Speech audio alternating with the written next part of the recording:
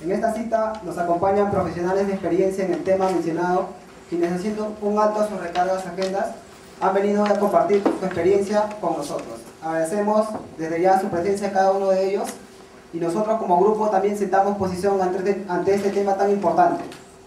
Hemos hecho una sinopsis y quisiéramos que nos escuchen.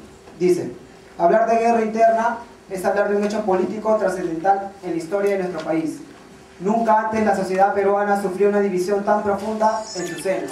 El Partido Comunista del Perú y el Estado peruano, respaldados por amplios sectores de la sociedad ambos, se disputaron el poder por espacio de 12 años, llegando incluso en cierto momento a existir un equilibrio de fuerzas entre ambos. Es decir, el país estuvo dividido en dos durante ese tiempo. Recordemos que el mismo Fujimori, en el llamado, entre comillas, juicio del siglo, reconoció que quienes alzaron en armas alcanzaron a controlar la tercera parte del territorio nacional. Por el lado de estos últimos, hubo una derrota militar. Por el lado del Estado, un triunfo. Pero la nación no puede reunificarse tan fácilmente después de un enfrentamiento tan amplio y tan encarnizado. Esto dejó heridas, odios y venganzas en la sociedad. Problemas que hoy siguen latentes. Familiares, desaparecidos, encarcelados, expatriados, desplazados, etc. El Castillo, quien es periodista y abogado, creó el programa radial Yo Sí Opino, que se convirtió en un éxito en la AM. Su programa fue 2 veces cerrado por criticar al gobierno de Alan García, la primera cuando se transmitía por Radio Cora y luego cuando se transmitía en televisión por cable en 21 distritos de los conos de Lima. Actualmente conduce Yo Sí Opino en Radio Moderna 930 años. A continuación lo presentamos con fuertes palmas. Con fuertes palmas.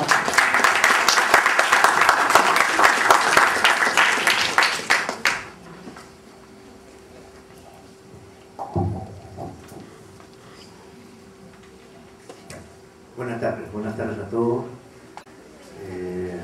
Agradecer a los organizadores por un tema tan interesante y que con reflejo felino se ha organizado, porque justo estamos en el contexto de revivir, ¿no?, la operación de Chavín de Huántar, que tuvo que ver precisamente con el tema que nos consiste el día de hoy. Saludar a los importantes maestros del periodismo que nos acompañan, Ángel Páez, el doctor José Paz, un colega, Marquino.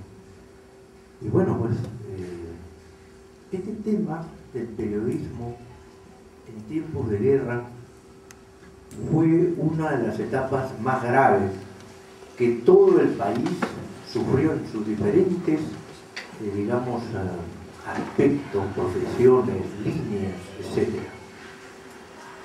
Y hay abundante material, ¿no? Se puede acudir a los escritos de la Comisión de la Verdad y Reconciliación, se puede acudir a la obra de Víctor Peralta Ruiz, ¿no?, sobre prensa, opinión pública y terrorismo, del 80 al 94. También se puede acudir a la obra de Desco, Violencia Política, es decir, las obras de Carlos Iván de Gregori y tanto más, ¿no? Pero para no entrar a, digamos, disquisiciones que de repente son muy conocidas, creo que acá hay 2 aspectos fundamentales. Primero, hacer una separación histórica en el tiempo de cómo fue esta desgracia que todos los peruanos sufrimos. Los que hemos estudiado en San Marcos conocemos en carne viva esto, porque nos rompían la puerta por el sendero luminoso, entraban a los salones, el profesor se ponía al costado, enviaban su arenga, los terroristas, y luego pasaban, ¿no es cierto?, con su bolsita pidiendo el cupo correspondiente. Eso se veía normalmente en los 80. Entonces, hay una periodificación, ¿no?, del 80 hasta el año 83, del 83 al año 86, y del 86 al 89, que fue lo más duro, lo más terrible que sufrimos, sobre todo en Lima, del 89 hasta, digamos, el 2000, ¿no?, por hacer una periodificación larga, hasta el 92 puede ser, y ahí al 2000. ¿Qué tuvimos? Del 80 al 83, digamos que no se sabía bien por dónde venía la mano, ¿no? Fernando Belaúnde Terry pensaba que era un ataque de avigeos, y la prensa comenzó a manejar las cosas de acuerdo a sus intereses, digamos, de las empresas, ¿no? Como siempre, ¿no? Pero del 83 para adelante, recuerdo con nitidez, en enero del 83 recién decide el gobierno de Belaúnde designar un comando político-militar en Ayacucho y se designa al general Roberto Clemente Noel Moral, ¿no? Y bueno, a partir de ahí empieza ya un pleito y un enfrentamiento con la prensa. Empiezan las fricciones con los periodistas. En febrero del 83, si mal no recuerdo, acaeció ese evento triste para el periodismo nacional, que fue el asesinato de los 8 periodistas en Churajay. Y bueno, ya tenemos del 83 el empate senderista en las zonas altoandinas, más que todo, lo más resaltante, perdón, hasta la llegada de Alan García, y con Alan García también viene la continuación de la incertidumbre y de la incapacidad. Del 83 hasta el 86, partidos políticos, Fuerzas Armadas, Policía Nacional e inclusive la prensa en general no sabían cómo afrontar este tema. No estaban preparados para este tema. Los partidos políticos no tenían una propuesta clara y concreta. El señor Belaúnde consideró, el señor presidente Fernando Belaúnde Terry consideró que era la policía la que tenía que meter presos a estos ladrones de gallinas, a estos abigeos, ¿cierto? Luego ya a partir del 83, bueno, que entren las Fuerzas Armadas con la vergüenza partidocrática, porque nunca quieren que las Fuerzas Armadas asuman porque consideran que eso les quita respaldo y peso. Pero tuvo que hacerse así. El periodismo, digamos, al final voy a entrar en este tema del periodismo, pero del 86 para adelante es la etapa más dura, el 86 al 89. Y Sendero Luminoso está en el centro de Lima, prácticamente. Comienza ya un enfrentamiento brutal, feroz, y sigue la incertidumbre. Alan García también sin propuesta. Muy al contrario, quisieron aplicar la ambigüedad sempiterna del político mediocre. ¿Por qué? Porque Armando Villanueva del Campo y el mismo Alan García alabaron a esta jovencita de 19 años que había terminado sociología, que era Edith Lagos. Y Armando Villanueva fue a Ayacucho a rendirle honores, inclusive a la tumba de Edith Lagos. Y hay un evento, una convención nacional de la juventud aprista, donde Alan García Pérez, escuché los audios en esa época y realmente que es muy sorprendido como hasta ahora, como Alan García alaba la figura de Edith Lagos e invoca la mística política y de lucha y de combatividad de los senderistas para que esta a su vez sea aplicada en la juventud aprista. Estamos hablando del año 87, si mal no me equivoco, 86-87. Luego tenemos un gobierno absolutamente errático de Alan García, no supo afrontar este tema, al darse cuenta que el senderismo no era, digamos, no podía convencerlo con poses.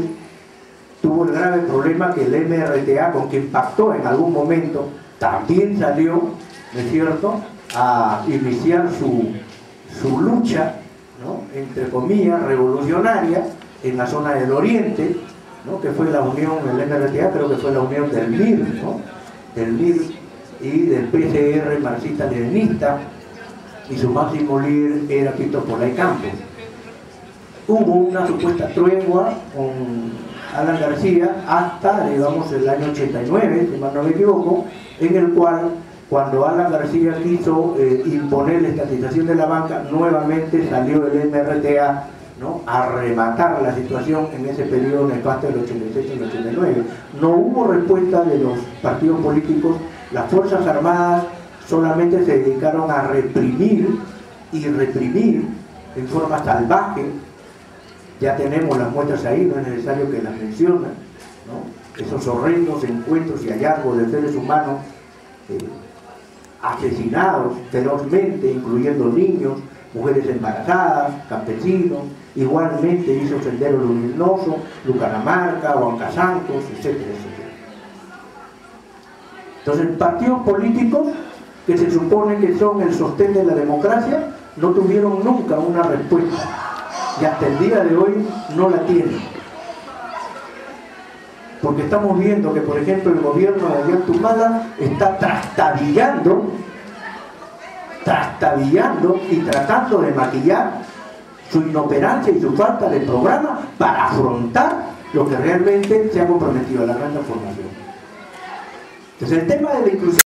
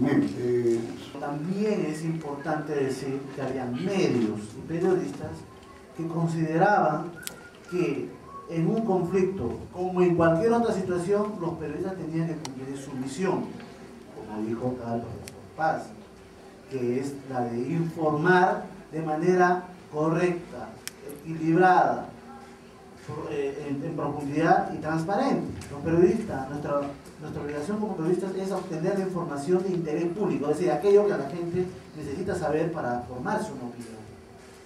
Los periodistas que salen a cubrir el conflicto lo tienen claro, pero a veces los medios de comunicación piensan de otra manera. Así que era muy evidente que gran parte de los medios de comunicación básicamente hacían un seguimiento de la información oficial sobre el desarrollo de la guerra.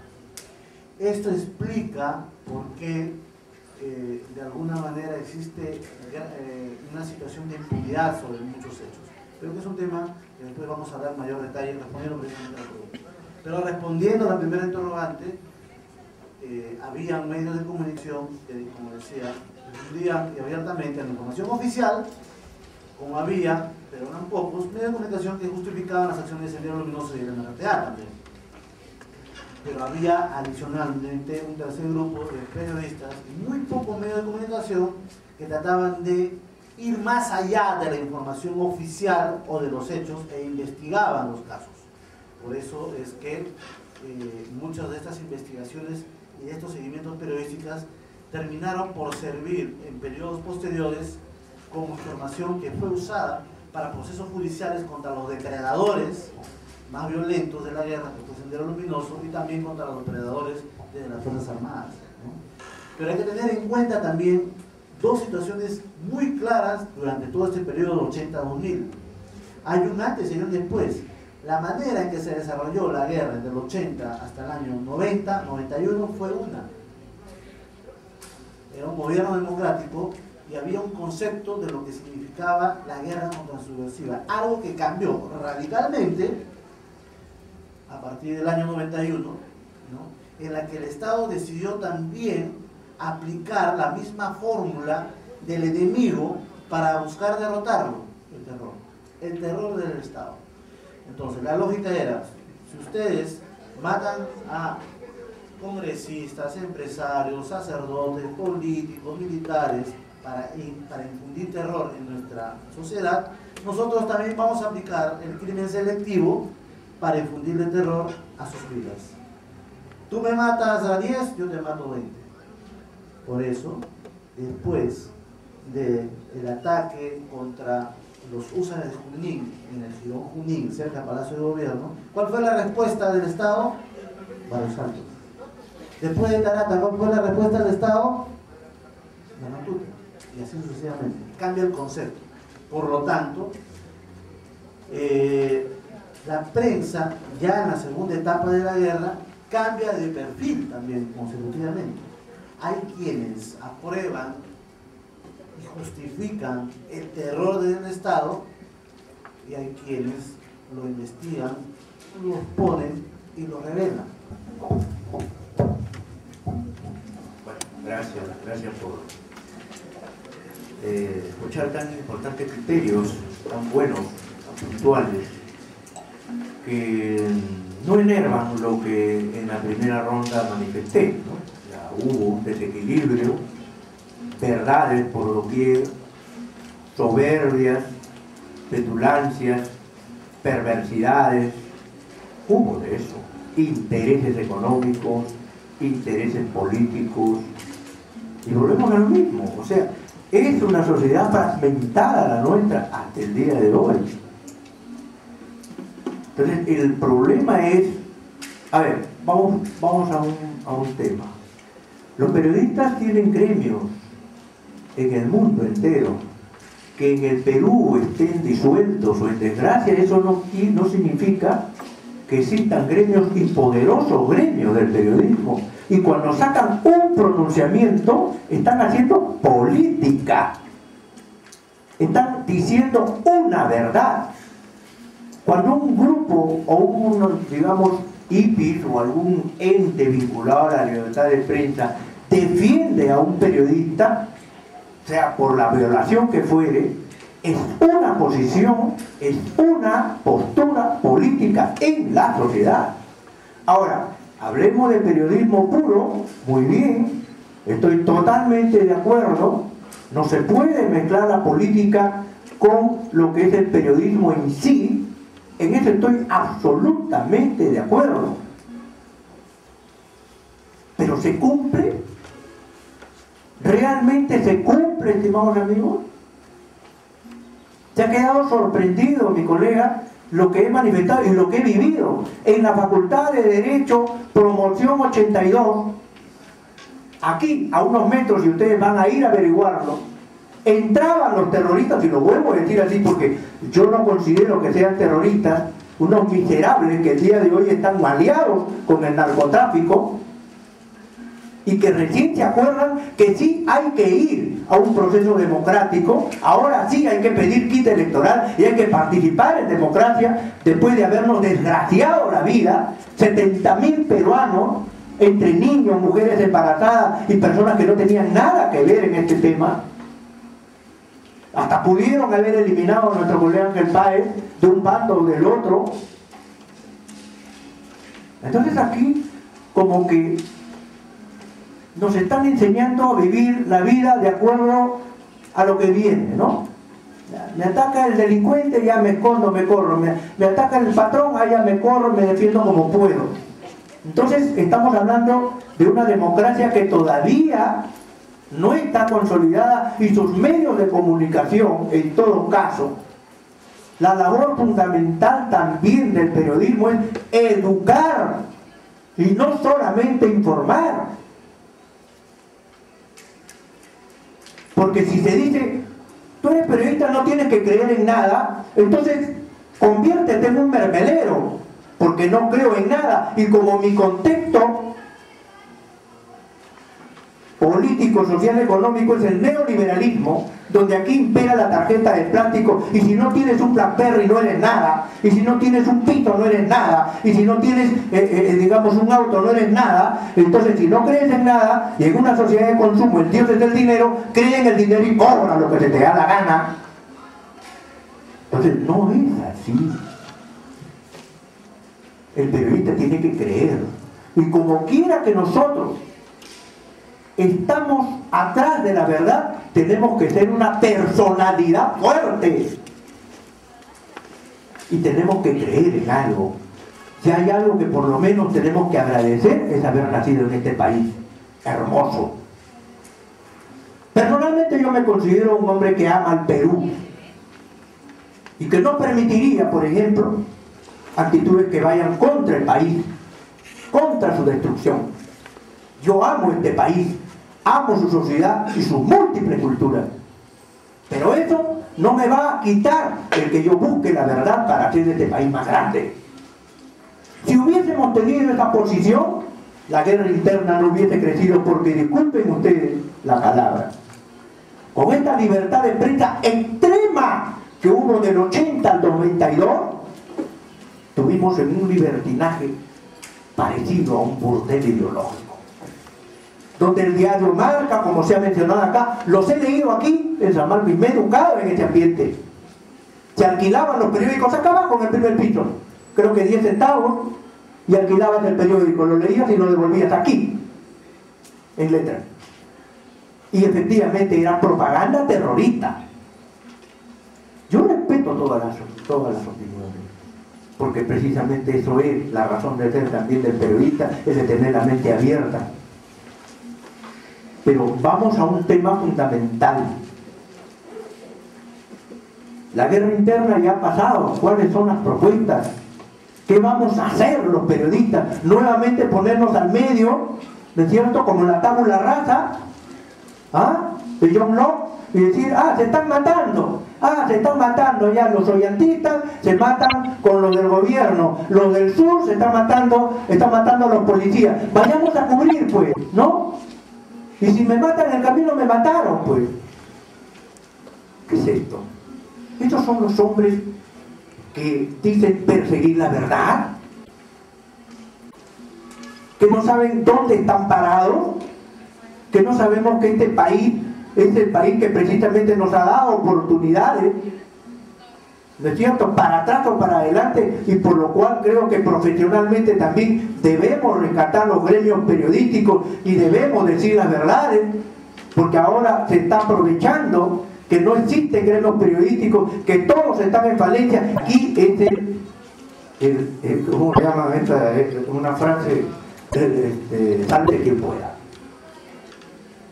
Puede venirse nuevamente una escalada violentista, lo han mencionado bien aquí mi colega. Las condiciones sociales y económicas siguen siendo parecidas a las de los años 80 en materia de exclusión, inequidad, desigualdad social. Este gobierno ha llegado precisamente con 52% de votación y con un país que prácticamente tensó los músculos al máximo para traerse abajo a la mafia fujimontesista electoralmente.